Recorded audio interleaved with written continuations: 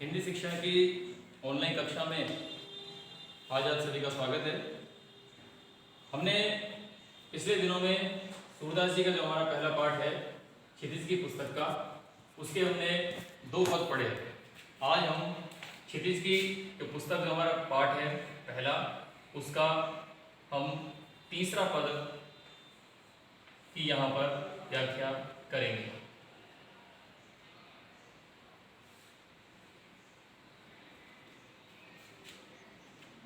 इस पद में वही कल हमने पढ़ा था भ्रमर गीत सार, उद्धव का प्रसंग हमने पढ़ा था। आज भी उद्धव के प्रसंग का ही एक और पद यहाँ पर सूरदास जी का संकलित किया हुआ है। जब उद्धव ने कहा कि वे श्री कृष्ण अब नहीं आएंगे, तो गोपियों ने कहा कि वे हम भी बहुत सारे पत्र हमने लिख दिए हैं उद्धव को श्री कृष्ण जी के लिए, लेकिन उनका आज तक कोई जवाब नहीं आया। तो उद्धव ने पूछा कुछ तो कारण होगा कि जो तुम्हारे पत्रों का जवाब श्री कृष्ण जी ने नहीं दिया। तो गोपियां कहने लगी कि संदेशनी मधुवन कूप भरे, पहली लाइन की तरफ हम चल रहे हैं। संदेशनी मधुवन कूप भरे, संदेशनी मधुवन कूप भरे, संदेशनी यानी संदेश, मधुवन यानी मथुरा, मधुवन या मथुरा को कहा गया है। तो संदेशनी मधुवन कूप भरे, कूप यानी कुआं। गोपियां उद्धव से कह रही है कि हमें ऐसा लगता है कि मथुरा के सारे कुएं जो हैं वो संदेशों से भर गए हैं, यानी जो हमने पत्र भेजे श्री कृष्ण के नाम, वो सारे पत्र उन्होंने मथुरा के कुओं में डाल दिए और मथुरा के कुएं जो सारे हैं उन पत्रों से भर गए। दूसरी लाइन की तरफ हम चलते हैं। अपने तो पठवत नहीं मोहन, अर्थ देख लेते हैं हम पहले। पठवत, पठवत का अर्थ होता है भेजना। अपने तो पठवत नहीं मोहन, पठवत यानी भेजना। अपने तो पठवत नहीं मोहन, हमरे फिरी न फिरे।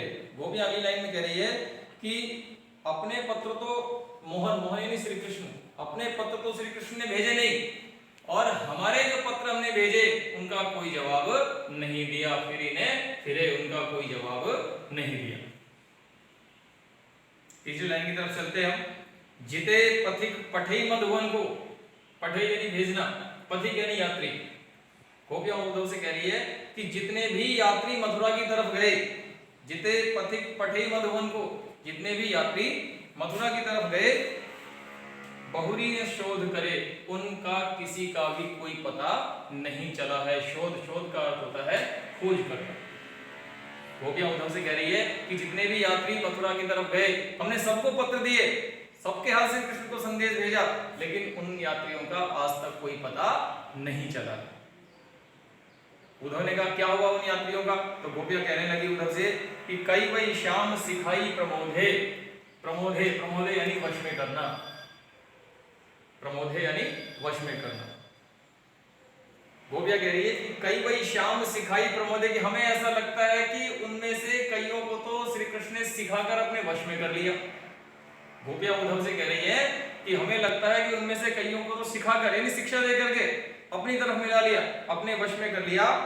कि कहूं बीच मरे, और कई यात्री बीच रास्ते में ही मर गए, कई यात्री बीच रास्ते में ही मर गए। मथुरा का जो रास्ता था उसी रास्ते में मर गए। कागद गरे मेघ मसी फूटी, ये लाइन महत्वपूर्ण है परीक्षा की दृष्टि से कि कागद गरे मेघ मसी फूटी। कागद यानी कागज, गरे यानी गलना, मेघ यानी बरसात। अब गोपियां तरीका बता रही है उद्धव को, कारण बता रही है कि आखिर पत्रों का हुआ क्या होगा, क्यों पत्र नहीं आ रहे मथुरा से, हमारे पत्र तो जा रहे हैं लेकिन उनका जवाब क्यों नहीं आ रहा। तो गोपियों ने क्या कहा कि कागज गरे, मुझे लगता है कि मथुरा के सारे कागज बरसात में गल गए। गोपियां उद्धव से कह रही है कि मुझे लगता है कि मथुरा के सारे कागज बरसात में गल गए हैं। मसी फूटी, और मथुरा की सारी शाही समाप्त हो गई है, मथुरा की सारी शाही समाप्त हो गई है। मसी फूटी यानी शाही समाप्त होना। क्या कह रही है कि कागज गरे, हमें लगता है कि कागज गल गए हैं सारे मथुरा के। और दूसरी बात क्या बता रही है कि हो सकता है कि वहां की सारी शाही समाप्त हो गई हो, लिखने वाली।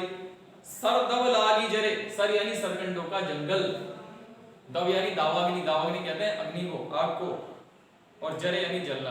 कि या तो ऐसा लगता है कि मथुरा के सारे कागज बरसात में गल गए हैं, या वहां की शाही समाप्त हो गई है, या वहां जो सरकंडों के जंगल थे, जिन जंगलों से, जिन लकड़ियों से कलम बनाई जाती थी लिखने के लिए, उन कलम के जंगल में आग लग गई है।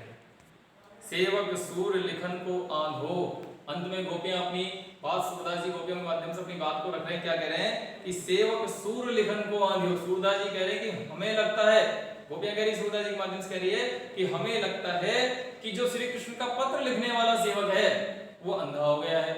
सेवक सूर लिखन को आंधियो, जो पत्र का जवाब लिखता है श्री कृष्ण जी का जो सेवक है वो या तो अंधा हो गया है, पलक कपाट अरे, या इसने जानबूझकर अपने नेत्रों के दरवाजों को, अपनी पलकों को, अपने नेत्रों को बंद कर लिया है। इस तरह से गोपियों ने उद्धव के सामने सारी संभावना व्यक्त की कि हमने तो पत्र भेजे, लेकिन हमारे पत्रों का जवाब हमारे पास अब तक क्यों नहीं आया।